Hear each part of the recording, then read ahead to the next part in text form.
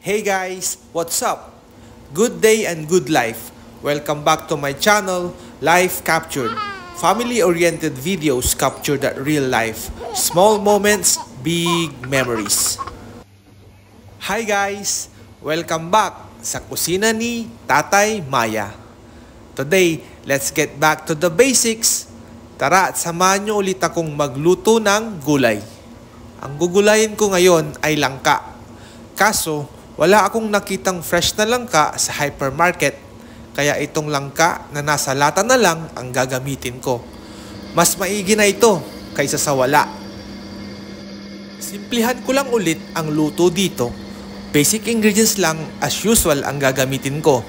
Bawang, sibuyas, luya, gata ng niyog. Siyempre, ang main ingredient na langka at sasahugan ko ng konting karne ng baboy pampalinamnam. Lutong pang mabilisan lang pero siguradong hindi magkukulang. Ginataang langka with pork. Let's cook!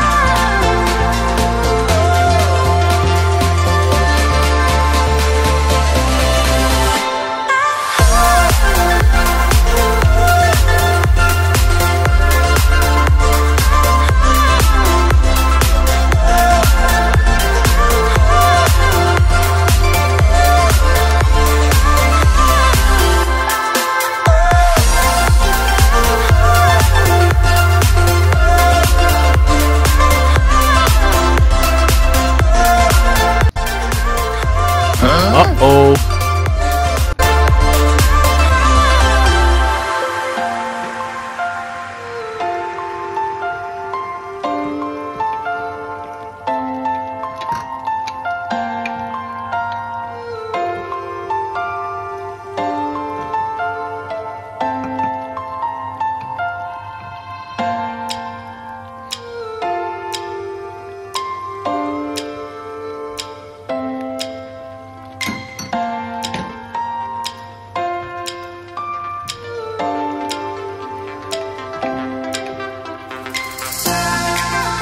Always remember, huwag kalilimutang magsaing ng bigas kasi pag ganito ang ulam, sigurado tataob na naman ito ang kaldero. Uh-oh.